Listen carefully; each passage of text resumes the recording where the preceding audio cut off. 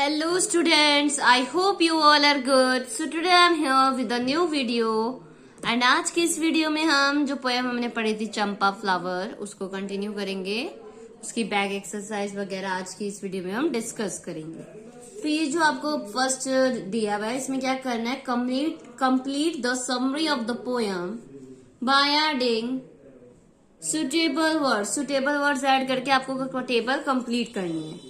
The poet as a little boy imagines changing himself into a Champa just for fun. यहाँ पे जो poet है, जो little boy है, वो ये इमेजिन कर रहा है कि वो अब चेंज हो रहा है किसमें, चंपा में. High up in the tree, ऊंचाई पे ट्री के. He happily watches his mother when she would call out for him. जब उसकी मदर उसे बुलाती है तो वो बहुत खुशी खुशी ऊपर से देखता है. He would keep quiet, not say anything. And वो बिल्कुल शांत रहता और कुछ नहीं कहता. He would secretly watch her during the day, do her work. वो पूरे दिन उसे अपनी मदर को काम करता हुआ देखता है शांति से, सीक्रेट से, छुप के. After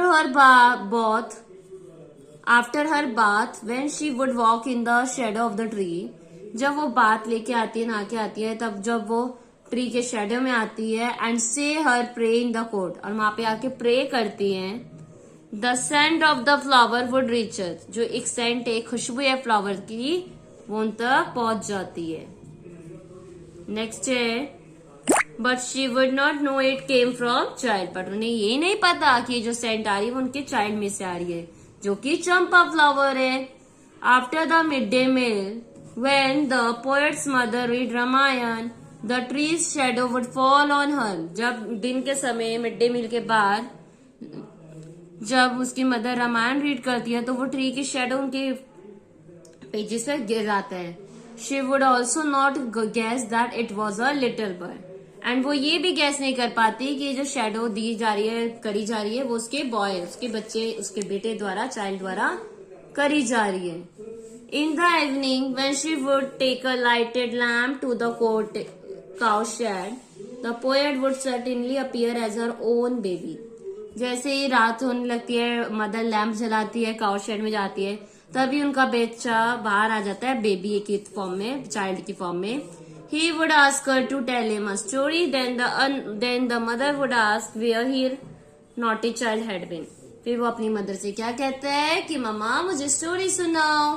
एंड मम्मा क्या पूछती है उसकी कि तुम अभी तक कहाँ थे. In the end, the child wants to listen to a story, so he changes back from a champa flower to a child again. At the end, वो क्या कहना चाह रहे हैं, जब उसे स्टोरी सुनने का मन हुआ तो वो चंपा फ्लावर से वापस से चाइल्ड में बदल जाता है.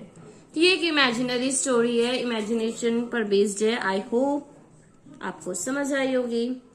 Now read this line and answer the questions that follow. RTC है. I would slyly open my petals and watch you work.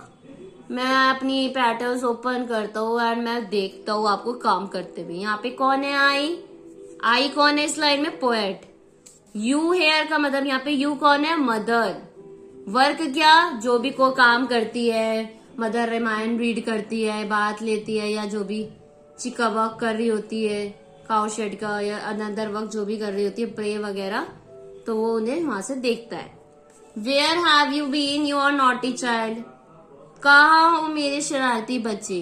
ये किसने बोला था, मदर ने चाइल्ड से बोला था. Where and at what time of the day were these words spoken. दिन के समय बोला था. Why did the listener appear before the speaker. Speaker से पहले क्यों लिसनर अपीयर हो गया था, तो जब शाम होने लगी तो वो अपीयर हो गया था ना. नाउ क्वेश्चन आंसर देखेंगे. What does the poet wish to become. Poet क्या बनना चाहता था, champa flower. Who would call out for the poet. Poet को कौन बुला रहा था, उसकी mother. His mother called out for the poet. When would the scent of the champa flower reach the mother. Scent कब आती है चंपा फ्लावर की, जब मदर प्रे कर रही होती है. When would the champa flower let its shadow fall on the mother.